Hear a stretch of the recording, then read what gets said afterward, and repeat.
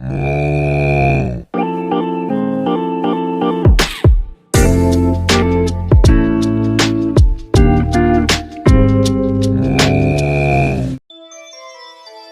का अटकना अथवा आरओपी गाय व भैंस में एक प्रमुख समस्या है। गर्भाशय में गर्भस्थ शिशु गर्भाशय के प्लेसेंटा से जुड़ा होता है। यह जोड़ 100 से 125 तक होते हैं, जिसे प्लेसेंटोम कहते हैं। प्लेसेंटोम के गर्भाशय वाले भाग को कैरेंकल कहते हैं और शिशु वाले भाग को कॉटिलेडन कहते हैं। यह जोड़ मां से शिशु को पोषक तत्वों का संचारण करता है। गर्भस्थ शिशु गर्भ में बहुत तेजी से विकसित होता है।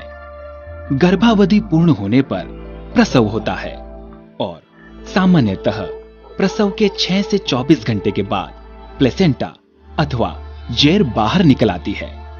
जैर का पूरी तरह से बाहर आना जरूरी होता है।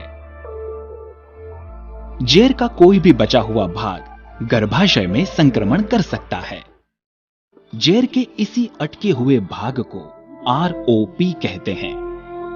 आरओपी का मुख्य कारण गर्भाशय के मांसपेशियों में कम संकुचन, प्लेसेंटोम में सूजन। अटका हुआ जैर गर्भाशय के बाहर लटका हुआ होता है, जो कि गोबर, कीचड़ व पेशाब से लगता रहता है, जिसके कारण गर्भाशय में संक्रमण होने की संभावना होती है।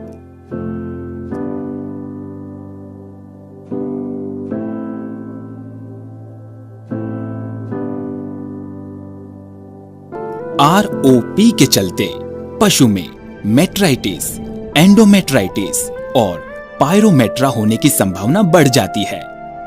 आरओपी के इलाज के लिए सामान्यतः हार्मोन के इंजेक्शन दिए जाते हैं अथवा हाथ से निकालना पड़ता है, लेकिन इलाज के इन तरीकों से जैर पूर्णतः नहीं निकल पाती है।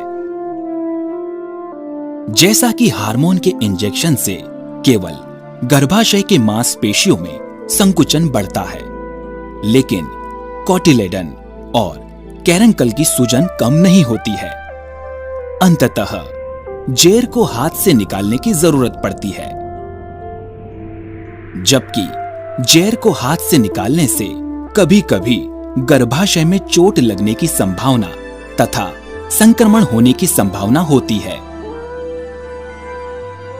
इसी कारण से हाथ से जैर निकालने के बाद बची हुई जैर को गलाने के लिए तथा संक्रमण से बचाने के लिए गर्भाशय में दवा डालनी पड़ती है।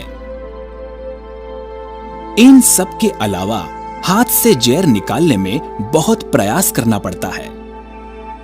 अतः हमें आरओपी के इलाज के लिए एक ऐसी दवा की जरूरत है जो कि जैर को हाथ से निकालने में लगे प्रयास को कम करे तथा जैर को आसानी से निकालने में मदद करे।